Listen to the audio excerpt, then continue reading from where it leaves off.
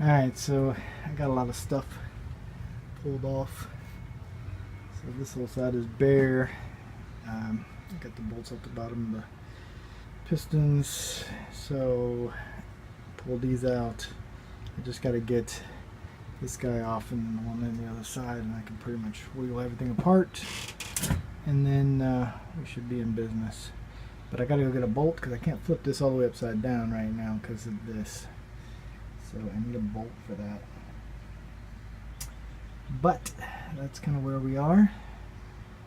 Busting out this guy. It's just as much of a pain in the butt to strip an engine down than it is to put it together. Seems like it'd be easier just to take it apart and just pull the bolts out, but it's not. Alright, so we completely have the pistons out. I have everything apart. There's all the internals and a couple of things that go on the outside. Everything is completely disassembled, and these guys look good in here, so that's good. Not a whole lot of wear there, but this is where the wear was. Let's see, these are pistons. Right here's the one that was like completely eaten. So yeah, that was the one that spun. So that's all good.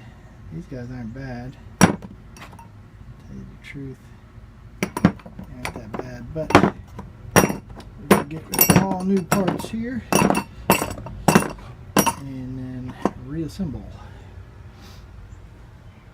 So it looks good. Now I just got to clean everything. So this is going to get cleaned up. We're going to clean it. We're going to paint it. And then we are going to reassemble it.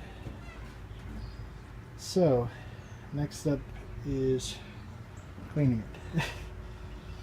But not today because I am tired. It is hot. It's probably like 105 out here. I'm in this metal shed. It's like blistering hot. Alright, you guys take it easy. Peace.